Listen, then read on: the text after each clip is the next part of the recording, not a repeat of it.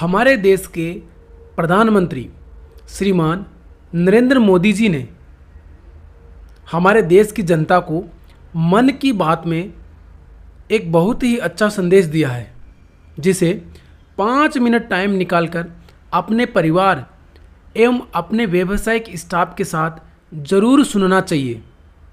अगर मोदी जी को इस बारे में बोलना पड़ रहा है तो मामला कितना गंभीर है आप समझ सकते हैं।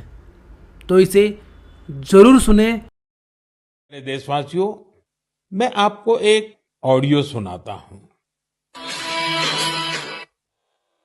हेलो। सर नमस्ते सर। नमस्ते।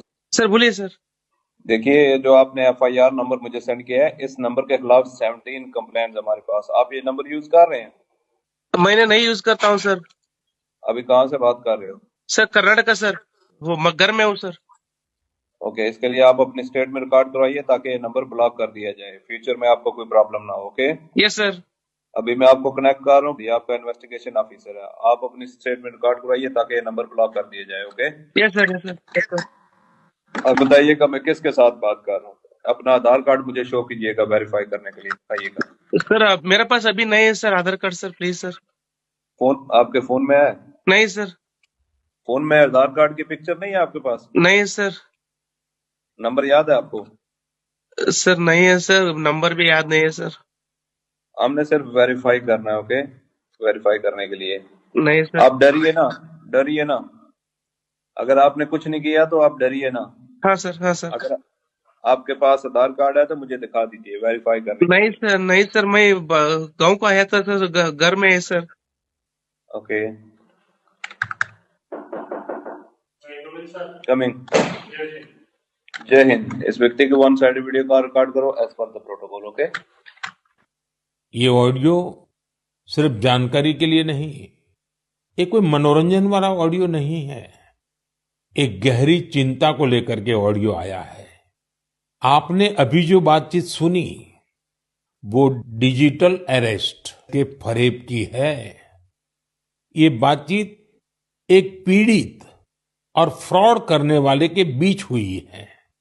डिजिटल अरेस्ट के फ्रॉड में फोन करने वाले कभी पुलिस, कभी सीबीआई, कभी नारकोटिक्स, कभी आरबीआई, ऐसे भांति भांति के लेबल लगाकर बनावटी अधिकारी बनकर बात करते हैं और बड़े कॉन्फिडेंस के साथ करते हैं। मुझे मन की बात के बहुत से श्रोताओं ने कहा कि इसकी चर्चा जरूर करनी चाहिए। आइए मैं आपको बताता हूं ये फ्रॉड करने वाली गैंग काम कैसे करती है, ये खतरनाक खेल क्या है। आपको भी समझना बहुत जरूरी है, औरों को भी समझाना उतना ही आवश्यक है।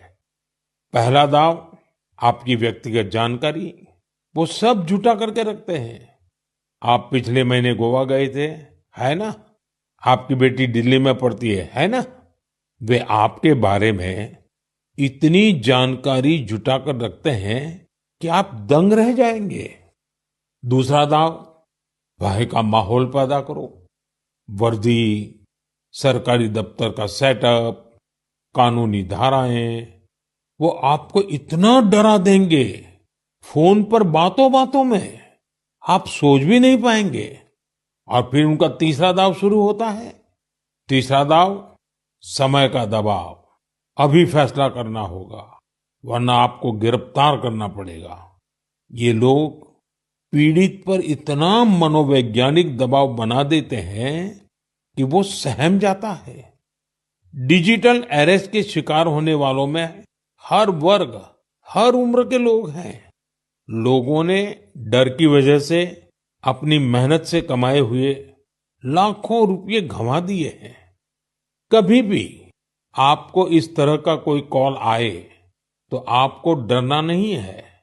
आपको पता होना चाहिए कोई भी जांच एजेंसी फोन कॉल या वीडियो कॉल पर इस तरह पूछताछ कभी भी नहीं करती। मैं आपको डिजिटल सुरक्षा के 3 चरण बताता हूं। ये 3 चरण है: रुको, सोचो एक्शन लो। कॉल आते ही रुको, घबराए नहीं, शांत रहे, जल्दबाजी में कोई कदम न उठाएं, किसी को अपनी व्यक्तिगत जानकारी न दें, संभव हो तो स्क्रीनशॉट लें और रिकॉर्डिंग जरूर करें। इसके बाद आता है दूसरा चरण। पहला चरण था रुको, दूसरा चरण है सोचो।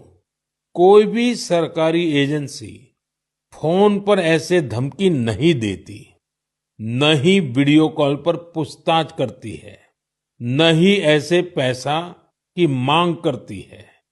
अगर डर लगे तो समझिए कुछ गड़बड़ है। और पहला चरण, दूसरा चरण और अब मैं कहता हूं तीसरा चरण। पहले चरण में मैंने कहा रुको, दूसरे चरण में मैंने कहा सोचो और तीसरा चरण कहता हूं एक्शन लो।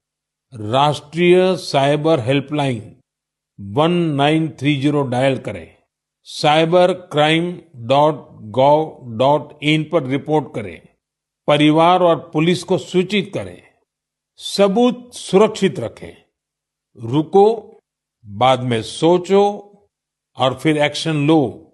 ये 3 चरण आपकी डिजिटल सुरक्षा का रक्षक बनेंगे। साथियों, मैं फिर कहूंगा, डिजिटल अरेस्ट जैसी कोई व्यवस्था कानून में नहीं है। ये सिर्फ फ्रॉड है, फरेब है, झूठ है, बदमाशों का गिरोह है। और जो लोग ऐसा कर रहे हैं वो समाज के दुश्मन है। डिजिटल अरेस्ट के नाम पर जो फरेब चल रहा है उससे निपटने के लिए तमाम जांच एजेंसियां राज्य सरकारों के साथ मिलकर काम कर रही है। इन एजेंसियों में तालमेल बनाने के लिए नेशनल साइबर कोऑर्डिनेशन सेंटर की स्थापना की गई है। एजेंसियों की तरफ से ऐसे फ्रॉड करने वाली हजारों वीडियो कॉलिंग आईडी को ब्लॉक किया गया है। लाखों सिम कार्ड, मोबाइल फोन और बैंक अकाउंट्स को भी ब्लॉक किया गया है। एजेंसियां अपना काम कर रही है, लेकिन डिजिटल अरेस्ट के नाम पर हो रहे स्कैम से बचने के लिए बहुत जरूरी है हर किसी की जागरूकता, हर नागरिक की जागरूकता। जो लोग भी इस तरह के साइबर फ्रॉड का शिकार होते हैं, उन्हें ज्यादा से ज्यादा लोगों को इसके बारे में बताना चाहिए। आप जागरूकता के लिए #SafeDigitalIndia का प्रयोग कर सकते हैं। मैं स्कूलों और कॉलेजों को भी कहूंगा कि साइबर स्कैम के खिलाफ मुहिम में छात्रों को भी जोड़े। समाज में सबके प्रयासों से ही हम इस चुनौती का मुकाबला कर सकते हैं।